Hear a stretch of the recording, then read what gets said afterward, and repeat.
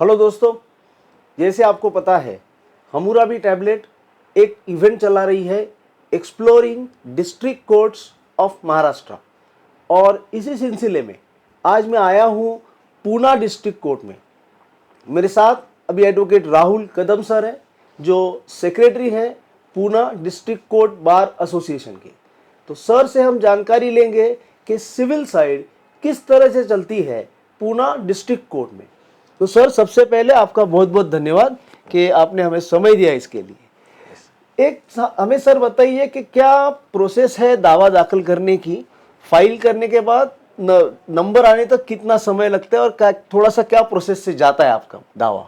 अभी यहाँ जनरली दाखिल विभाग एक अलग से बनाया हुआ है। यहाँ का जो रोज का दाखिल है वो बहुत हेवी है, तो यहाँ हाइब्रिड सिस्टम चलता है। ई फाइलिंग भी यहाँ बहुत सारा हो रहा है और फिजिकल फाइलिंग भी होता है।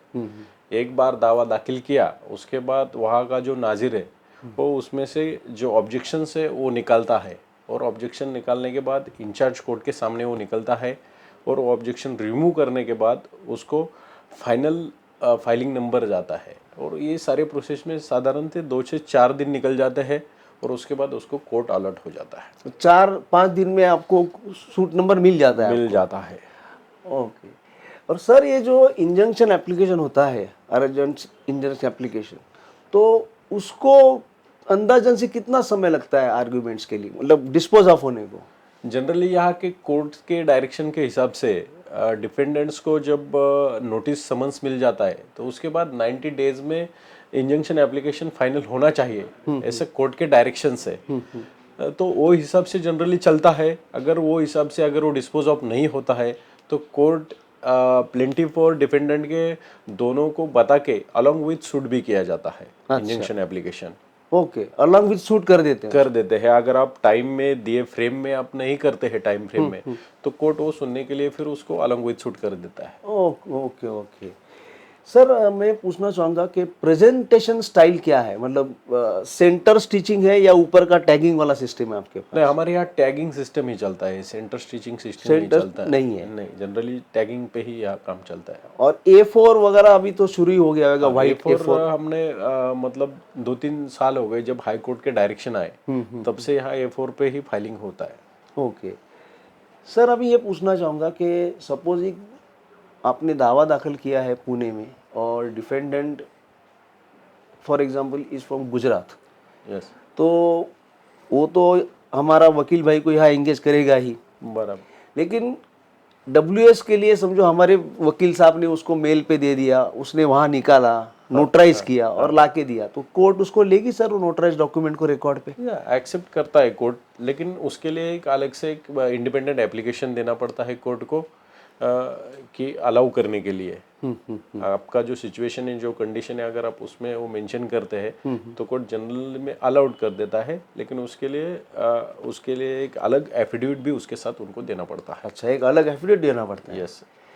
सर, मुझे ये जानना है कि इंग्लिश में दावा दाखिल करते हैं, मतलब कर सकते हैं? हाँ, यहाँ कर सकते हैं। इंग्लिश बहुत सारे फाइलिंग इंग्लिश में भी होते हैं यहाँ। अच्छा, और आर्ग्यूमेंट्स उसी हिसाब से फिर? हाँ, इंग्लिश में आर्गूमेंट भी कर सकते हैं, मराठी में कर सकते हैं। प्रेफरली यहाँ लोकल लैंग्वेज किया जाता है, लेकिन हो सकता है दोनों भी होता है। अच्छा।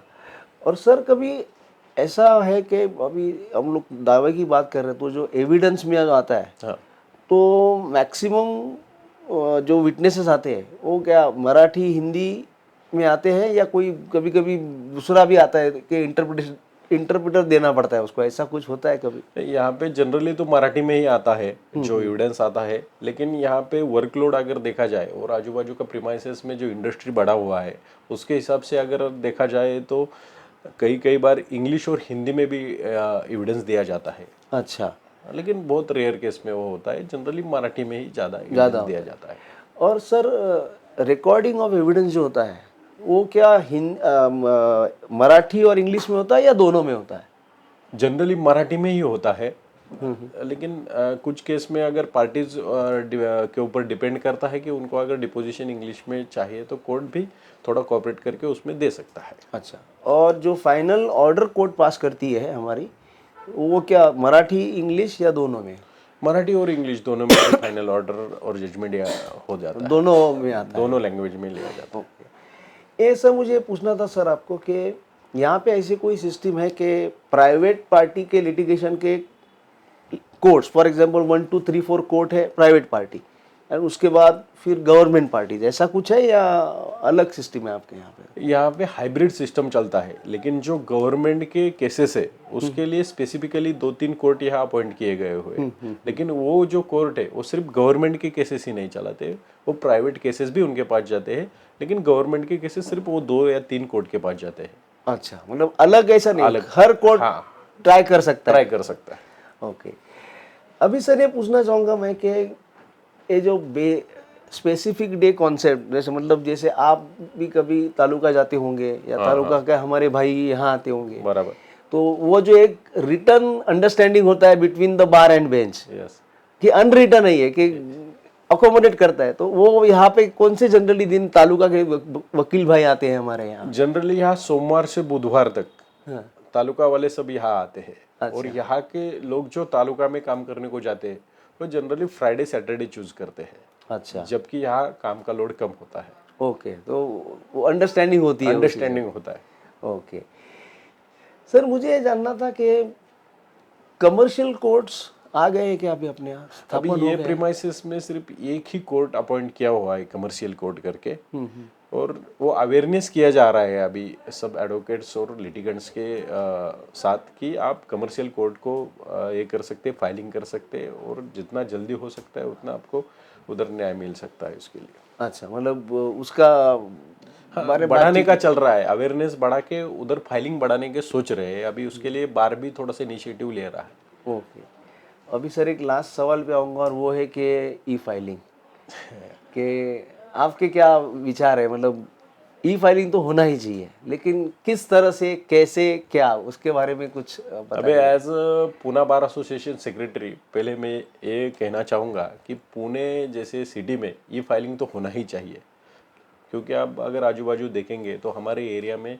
साइबर सिटी जैसी कंडीशन है। हमारा हिंजवड़ी देखेंगे, खराड़ी देंगे, ये सब IT हब्स है। इधर के लोग जो है well aware of all this thing, उनको सबको मालूम है क्या करना है। लेकिन उसके लिए दूसरी बात जो है, उसके लिए हमारे जो एडवोकेट्स है उनका कहना है कि उसके लिए जो कोर्ट्स है और कोर्ट्स का जो स्टाफ है वो भी उतना स्ट्रॉन्ग इंफ्रास्ट्रक्चर खड़ा करना चाहिए। We are ready to e filing, but आपकी भी उतनी तैयारी चाहिए, कोर्ट की भी उतनी तैयारी चाहिए, स्टाफ भी उतनी तैयारी चाहिए, तब हम रेडी है। We are going with e filing. हम 2-4 प्रोग्राम बार की तरफ से उसमें लिए हुए हैं। हमारे लोग अच्छी तरह से ई फाइलिंग करना भी सीख रहे हैं, लेकिन जो सपोर्ट आगे से चाहिए, इंफ्रास्ट्रक्चर चाहिए, उतना थोड़ा सा अभी तक मिल नहीं रहा है। वो इतना इशू है, और ई फाइलिंग तो होना चाहिए, इसके लिए हमारा कौन सा भी अपोज नहीं है। ओके, तो कदम सर, आपका बहुत बहुत धन्यवाद कि आपने हमें समय दिया और बहुत अच्छी जानकारी दी सिविल के बारे में। Thank you.